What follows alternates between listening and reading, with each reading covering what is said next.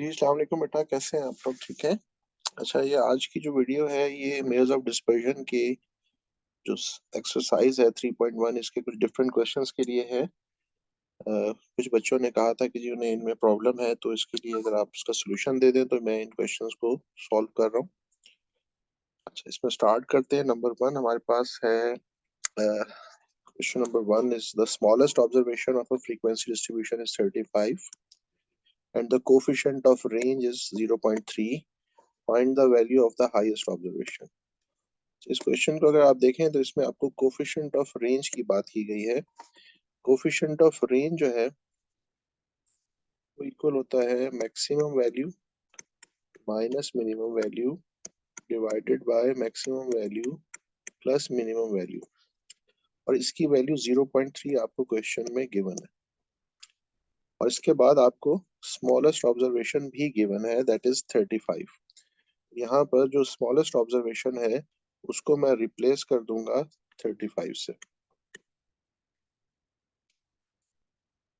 35 और उसके बाद उसने मुझसे हाईएस्ट ऑब्जर्वेशन यानी एक्सएम मुझसे पूछा उसने।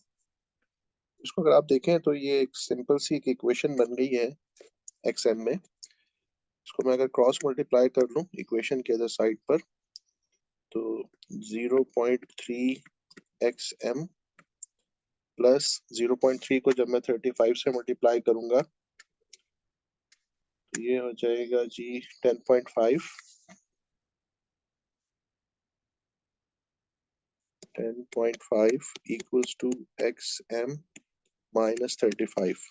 और उसके बाद लाइक टर्म्स को मैं एक तरफ ले जाऊंगा, यानी जब 0.3 एक्स है इक्वेशन के अदर साइड पे चला जाएगा और ये इधर आ जाएगा, तो ये जब माइनस होगा तो ये बनेगा 0.7 एक्स एम इक्वल्स टू 45.5, और फिर एक्स एम की वैल्यू आ जाएगी 45.5 divided by 0.7। 45.5 divided by 0.7 is 65। तो ये मेरे पास बीटा ऑप्शन बन रही है। अच्छा जी, नेक्स्ट क्वेश्चन को अगर आप देखें तो उसने कहा if x and y are related by the relationship 4x minus 5y equals to 20। अच्छा, क्वार्टाइल डेविएशन ऑफ x मेरे पास अवेलेबल है 5, और कहता है what is the quartile deviation of y। अच्छा, इसके लिए सबसे पहले मुझे quartile deviation of y required है, तो मैं एक काम ये करूंगा कि मैं इक्वेशन में y को सब्जेक्ट बना लूंगा। इसको यहाँ पे देख भी लेते हैं।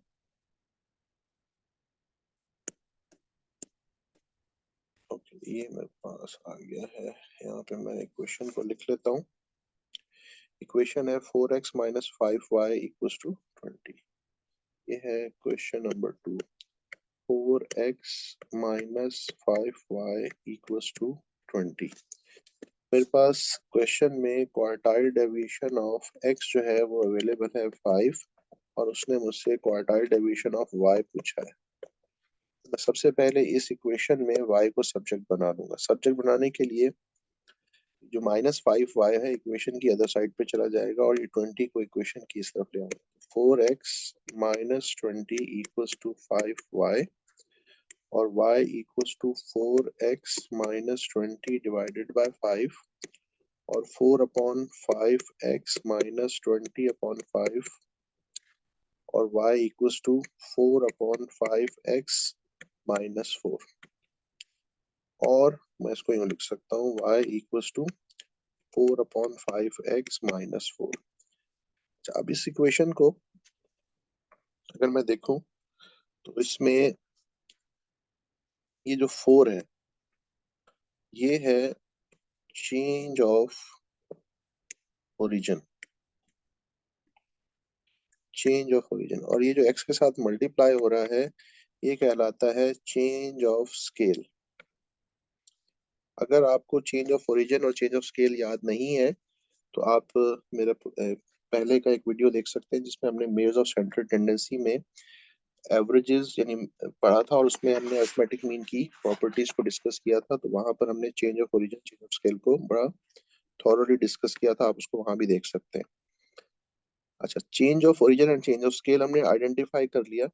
उसके बाद मेजर्स ऑफ डिस्पर्जन में मैंने आप लोगों को एक प्रॉपर्टी पढ़ाई थी, जो पढ़ाई थी मैंने स्टैंडर्ड डेविएशन को लेकर, लेकिन वो प्रॉपर्टी क्वार्टाइल डेविएशन के लिए भी होल्ड करती है, और वो ये है कि क्वार्टाइल डेविएशन इज नॉट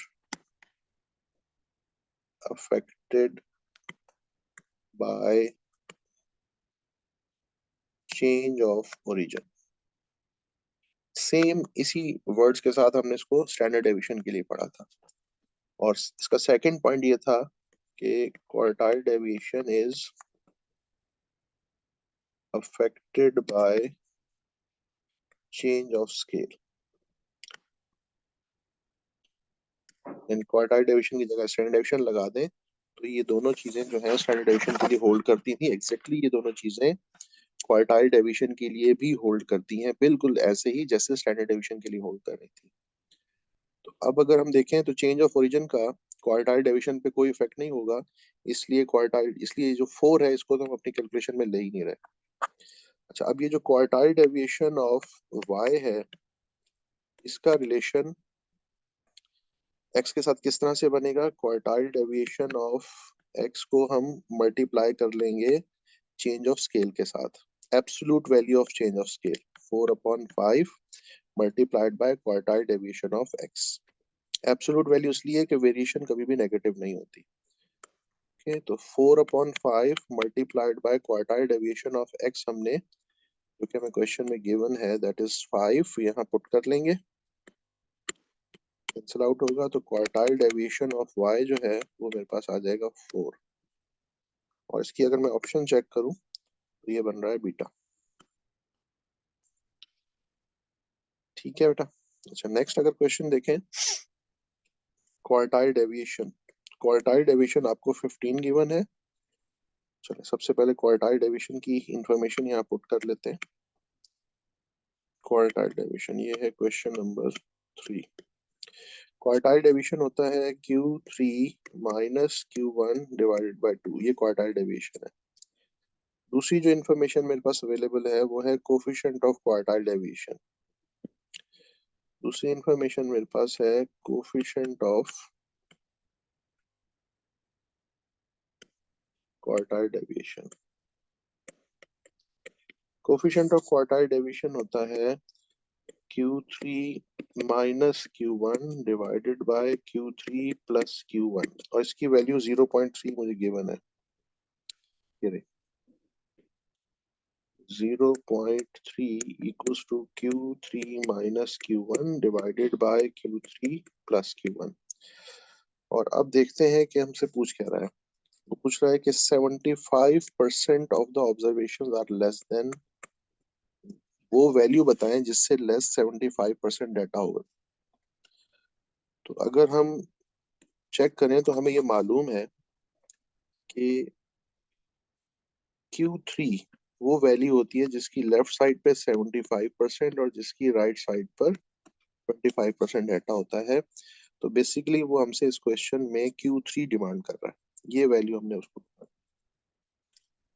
इसके लिए हम क्या करेंगे, जो इन्फॉर्मेशन अवेलेबल है इसको यूज कर लेते हैं। अच्छा, क्वार्टाइल डेविएशन की वैल्यू भी उसने हमें दी हुई है, और वो दी हुई थी उसने 15। ये वैल्यू है 15। यहाँ से मेरे पास एक इक्वेशन आ जाएगी Q3 माइनस Q1, ये 2 यहाँ मल्टीप्लाई होगा तो ये हो जाएगा 30। इसी तरह ये जो वैल्यू बन रही है Q3 माइनस Q1, इस वैल्यू को मैं उठा के यहाँ पुट कर दूंगा, तो 0.3 equals to 30 divided by Q3 plus Q1, और Q3 plus Q1 equals to 30 divided by 0.3, and Q3 plus Q1 equals to 100। ये मेरे पास दूसरी इक्वेशन है, ये फर्स्ट इक्वेशन। अब मेरे पास दो इक्वेशंस आ गई हैं, और इन दो इक्वेशंस में Q3 और Q1 अवेलेबल है मेरे पास। मुझे Q3 की वैल्यू चाहिए, तो Q3 minus Q1 equals to 30 and Q3 plus Q1 equals to 100. Simultaneously solve कर लूंगा, Q1 कैंसिल आउट हो जाएगा, 2 times Q3 is 130 and Q3 equals to 65. इसका मतलब है 65 वो वैल्यू है जिससे लेस 75% डाटा है, और ये ऑप्शन बन रही है बीटा अगेन। आगे चलते हैं बेटा। नेक्स्ट हमारे पास क्वेश्चन नंबर 6 है। क्वेश्चन नंबर 6 में वो कहता है कि if x bar equals to 4 whole 1/5 into standard deviation then find CV. Question number 6. If x bar equals to 4 whole 1/5, ऐसे मैं उसकी जगह सिग्मा लिख रहा हूँ ताकि वो 5 और ऐसे एक जैसा ना लगे। और उसके बाद उसने हमसे CV पूछा। सबसे पहले CV का फॉर्मूला जरा जहन में लाते हैं, तो वो है standard deviation divided by arithmetic mean multiplied by 100। ये CV का फॉर्मूला है। तो ये जो गिवन इंफॉर्मेशन है इससे हम कुछ ये फॉर्मूला निकालने की कोशिश करते हैं। सबसे पहले तो ये जो हमारे पास एक मिक्स नंबर है, 5 4 20 प्लस 1 21/5 इंटू सिग्मा। 5 को इधर लाके मल्टीप्लाई कर लें, 5 टाइम्स एक्स बार 21 सिग्मा, और 5/21 equals to sigma upon x bar. तो अब अगर मैं दोनों साइड्स को मल्टीप्लाइड बाय 100 कर लूं,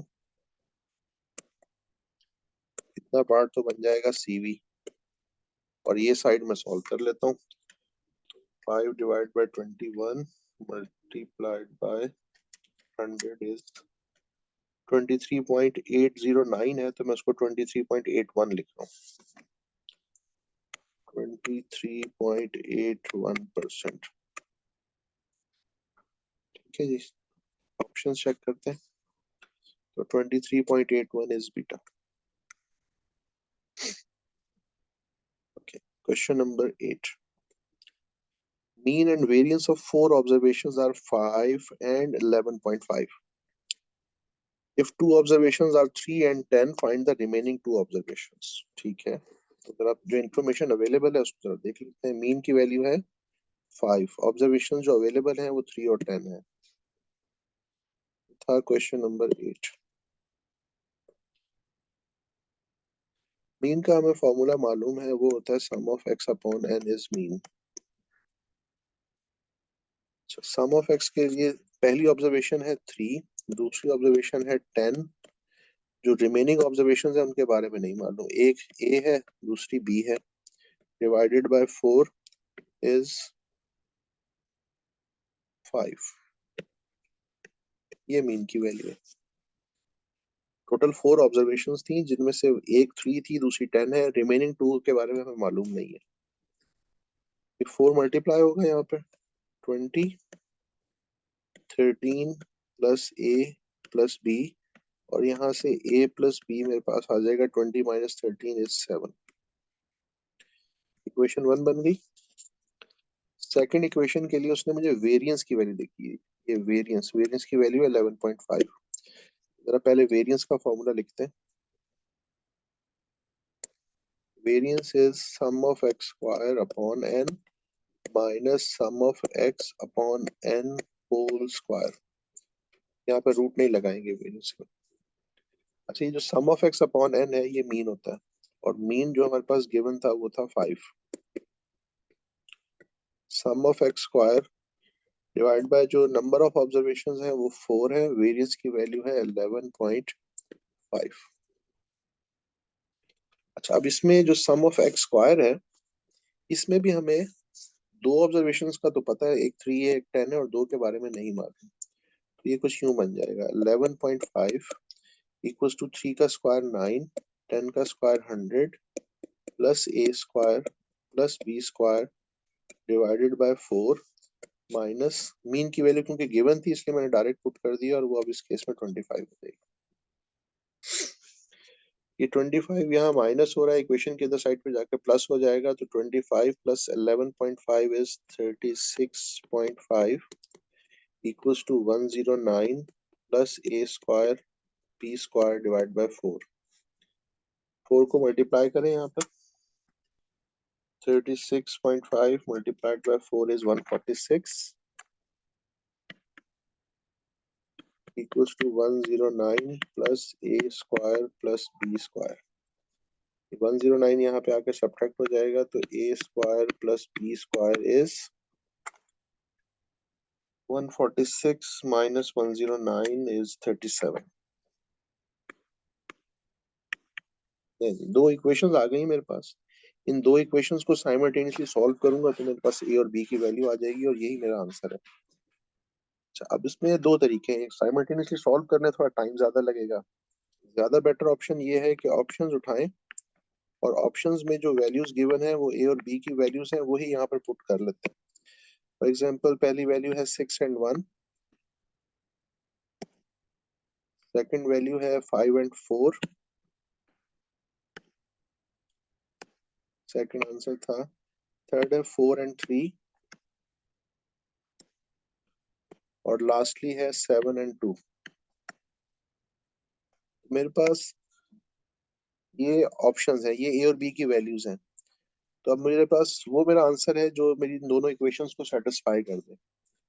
सबसे पहले मैं फर्स्ट ऑप्शन को लेता हूँ और इसमें से a और b की वैल्यू इक्वेशन में पुट करके चेक करूंगा. तो 6 plus 1 is 7 and 6 square plus 1 square is 37. तो जी पहले ही ऑप्शन ने मेरा आंसर सेटिस्फाई कर दिया. अगर आप चेक करना चाहें कि बाकी ऑप्शंस में क्या सिचुएशन है तो देख लेते हैं.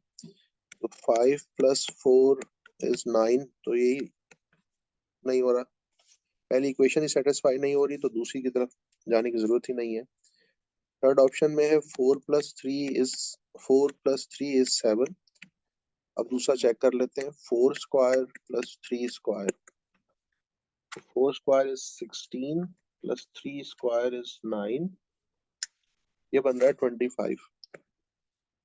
तो थर्ड ऑप्शन में फर्स्ट इक्वेशन सेटिस्फाई हो रही है, सेकंड नहीं हो रही. ये दो ऑप्शंस तो गई. लास्ट में अगर चेक करें तो 7 plus 2 is 9. पहली इक्वेशन ही सेटिस्फाई नहीं हो रही तो आगे जाने की जरूरत ही नहीं है. ऑप्शन 1 हमारा आंसर बन रहा है. अगर आप इन दोनों इक्वेशंस को साइमल्टेनियसली सॉल्व करेंगे टाइम जरूर ज्यादा लगेगा लेकिन आंसर यही आने वाला है. तो ज्यादा बेटर चीज ये है कि आप ऑप्शंस उठाएं और अपनी इक्वेशंस को सेटिस्फाई कर लें. क्वेश्चन नंबर 11 कहता है which measure of dispersion is based on all observations. Okay, इसको समझने की कोशिश करते हैं. अगर हमारे पास डाटा हो लेट्स से 4 8 12 16 20 एंड 25. मैंने फॉर एग्जांपल कुछ वैल्यूज ले ली. अच्छा, जब अगर रेंज कैलकुलेट करने लगूंगा जब मैं इस डाटा के लिए तो मुझे सिर्फ दो चीजों की जरूरत है. 25 and 4, maximum observation and minimum observation. ये दो ऑब्जर्वेशंस अगर मुझे मिल जाएं तो दरमियान की ऑब्जर्वेशंस अगर मुझे पता ना भी हो तब भी कोई मसला नहीं है, मैं डाटा की रेंज निकाल सकता हूँ. इसलिए range is not based on all observations. बात गई. नेक्स्ट है क्वार्टाइल डेविएशन. क्वार्टाइल डेविएशन क्या होता है? क्वार्टाइल डेविएशन होता है Q3 minus Q1 divide by 2. यानी क्वार्टाइल डेविएशन कैलकुलेट करने के लिए मुझे Q3 यानी अपर क्वार्टाइल रिक्वायर्ड है और Q1 यानी लोअर क्वार्टाइल रिक्वायर्ड है. तो क्वार्टाइल क्या करेगा? फॉर एग्जांपल Q1 चाहिए मुझे तो ये है 1 2 3 4 5 6. 6 plus 1 divided by 4, 7/4. 7 divided by 4 is 1.75th value. 1.75th value. तो ये first value is 4 plus 0.75. Second value is 8 minus 4. ये आ जाएगा बेटा 4 plus 0.75 into 8 minus 4 is 7. आप एक चीज नोट करें कि जब मैंने Q1 कैलकुलेट किया है तो उसने सिर्फ इन दो वैल्यूज को ही कैलकुलेशन में लिया. इसी तरह जब मैं Q3 कैलकुलेट करूंगा तो वो भी कोई लास्ट की टू वैल्यूज या इन दो वैल्यूज को अकाउंट फॉर कर रहा होगा, बाकी वैल्यूज को भूल जाए. तो अगेन क्वार्टाइल डेविएशन जो है वो is not based on all observations. तो ये ऑप्शन भी गई. अच्छा, अब अगर स्टैंडर्ड डेविएशन मुझे कैलकुलेट करनी हो तो स्टैंडर्ड डेविएशन का जो फॉर्मूला है वो था sum of x square upon n minus sum of x upon n whole square n root. एक तो मुझे एक्स वैल्यूज का टोटल चाहिए, दूसरा मुझे हर वैल्यू का स्क्वायर करने के बाद सम ऑफ एक्स स्क्वायर चाहिए। अब आप ये देखें कि यहाँ पर हर वैल्यू अकाउंट फॉर हो रही है। ये सारी वैल्यूज टोटल होंगी तो सम ऑफ एक्स मिलेगा, हर वैल्यू का स्क्वायर होगा और टोटल होगा तो सम ऑफ एक्स स्क्वायर मिलेगा। इसका मतलब ये है कि स्टैंडर्ड डेविएशन जो है वो is based on all observations. तो मेरा आंसर है चार्ली। इसके बाद है जी which measure of dispersion is not affected by extreme observations। अच्छा, इस क्वेश्चन का आंसर भी मुझे क्वेश्चन नंबर 11 से ही मिल जाएगा। जो ऑब्जर्वेशन, जो मेयर हर ऑब्जर्वेशन को अकाउंट फॉर करती है वही एक्सट्रीम ऑब्जर्वेशन से भी अफेक्ट होती है। इसमें अगर आप देखें कि ये जो क्वार्टाइल डेविएशन है ये एक ऐसी मेयर है जो एक्सट्रीम ऑब्जर्वेशन से अफेक्ट नहीं होगी। क्यों नहीं होगी? क्योंकि एक्सट्रीम ऑब्जर्वेशन मुझे मिलेंगी कॉर्नर्स में, या तो राइट मोस्ट कॉर्नर में मिलेगी या लेफ्ट मोस्ट कॉर्नर में एक्सट्रीम ऑब्जर्वेशन मुझे मिलेगी। तो जब राइट मोस्ट कॉर्नर में होगी या लेफ्ट मोस्ट कॉर्नर में होगी तो क्वार्टाइल तो मुझे यहाँ कहीं मिलने वाला है दरमियान में। तो ये एक्सट्रीम ऑब्जर्वेशन से अफेक्ट नहीं होगा। अच्छा, इसके बाद जो रेंज है वो भी एक्सट्रीम ऑब्जर्वेशन से अफेक्ट होगा, क्योंकि एक्सट्रीम ऑब्जर्वेशन मुझे मिलेंगी कॉर्नर्स में और रेंज जो है वो कॉर्नर वाली वैल्यूज को ही यूज करता है, इसलिए रेंज तो अफेक्ट होगा। अच्छा, मीन डेविएशन और स्टैंडर्ड डेविएशन भी क्योंकि दोनों ही सारी वैल्यूज को अकाउंट फॉर करती हैं इसलिए एक्सट्रीम ऑब्जर्वेशंस भी कैलकुलेशन के अंदर आ जाएंगी, और जब वो कैलकुलेशन के अंदर आ जाएंगी तो वो भी अफेक्ट करेगा। इसका मतलब क्वार्टाइल डेविएशन एक ऐसी चीज है जो एक्सट्रीम ऑब्जर्वेशन से अफेक्ट नहीं होती। इसको यूं समझ लें कि जिस तरह मीडियन एक्सट्रीम ऑब्जर्वेशन से अफेक्ट नहीं होता, इसी तरह क्वार्टाइल डेविएशन भी एक्सट्रीम ऑब्जर्वेशन से अफेक्ट नहीं होता। और उसके बाद 13 the appropriate measure of dispersion is for open ended classification। Open ended classification के लिए अगर हम best mayor of standard tendency की बात करें तो वो है मीडियन। यूं समझ लें, दो तीन पॉइंट है, नोट कर लें। मीडियन जो है is not affected by extreme observation, एक चीज। Number 2, median is not based on all observations of the data। ठीक है। अच्छा, तीसरा भी एक पॉइंट था यहाँ पे। थर्ड था median is suitable average for open-ended classification। open-ended classification यानी इन तीनों केसेस में, यानी अगर डाटा में कोई एक्सट्रीम ऑब्जर्वेशन है तो मीडियन अफेक्ट नहीं हो रहा। मीडियन हर ऑब्जर्वेशन पे बेस नहीं कर रहा। मीडियन ओपन एंडेड क्लासिफिकेशन के केस में सूटेबल एवरेज है, और मीडियन की रिश्तेदारी है क्वार्टाइल डेविएशन से, याद रखें। तो अगर मीडियन एक्सट्रीम ऑब्जर्वेशन से अफेक्ट नहीं होता तो क्वार्टाइल डेविएशन भी नहीं होगा। मीडियन अगर ऑल ऑब्जर्वेशंस पे बेस नहीं कर रहा तो क्वार्टाइल डेविएशन भी नहीं करेगा। मीडियन अगर ओपन एंडेड क्लासिफिकेशन के लिए बेस्ट या सूटेबल एवरेज है तो quartile deviation best mayor of dispersion है फॉर ओपन एंडेड क्लासिफिकेशन। अब आए अगर यहाँ पर उसने कहा है the most appropriate method of dispersion for open ended classification is quartile deviation. ठीक हो गया बेटा, और आगे चलते हैं। Question number 21, the variance of a set of data is 9 if every item is doubled. Double होने का मतलब 2 से मल्टीप्लाई कर दिया।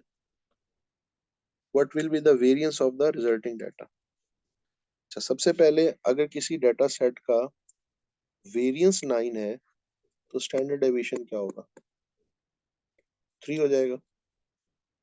फिर अगर हम ये कह रहे हैं कि हमने हर आइटम को डबल किया है तो इसका मतलब है y हमें मिल रहा है 2x से,